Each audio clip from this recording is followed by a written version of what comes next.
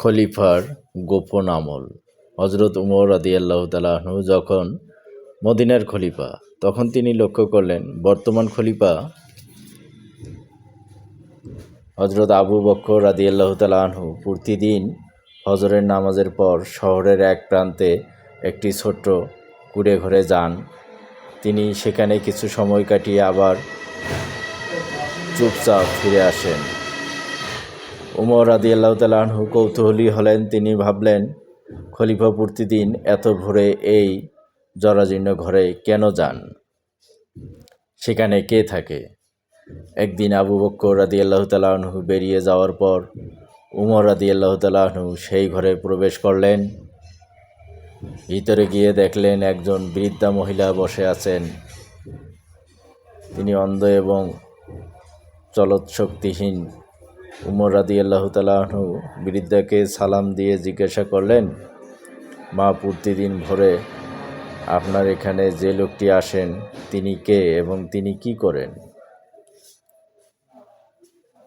বৃদ্ধা উত্তর দিলেন, বাবা, আমি তাকে চিনি না, কিন্তু প্রতিদিন এসে আমার ঘর পরিষ্কার করে দেন,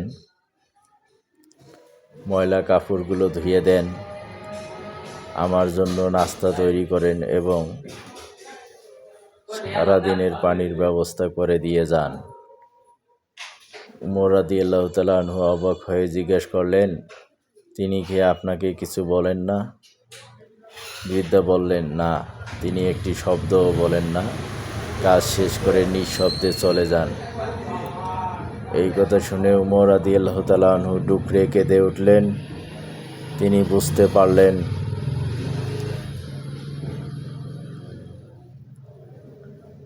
সারা জাহানের খলিফা হওয়া সত্ত্বেও আবু বকর রাদিয়াল্লাহু তাআলা আনহু নিজের পরিচয় গোপন রেখে একজন অসহায় বৃদ্ধার সেবা করছেন। উমর রাদিয়াল্লাহু তাআলা আনহু তখন আকাশের দিকে তাকিয়ে বললেন,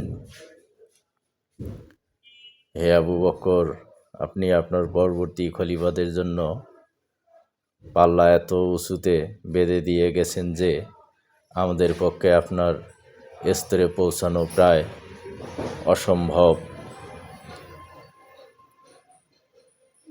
লোক দেখানোর জন্য নয়, বরং আল্লাহর সন্তুষ্টির জন্য কাজ করা উচিত। পদমর্যাদা যত বড়ই হোক, মানুষের সেবা করতে কোনো লজ্জা নেই। কিছু আমল এমন হওয়া উচিত যা কেবল আল্লাহ এবং বান্দার মাঝেই সীমাবদ্ধ থাকবে।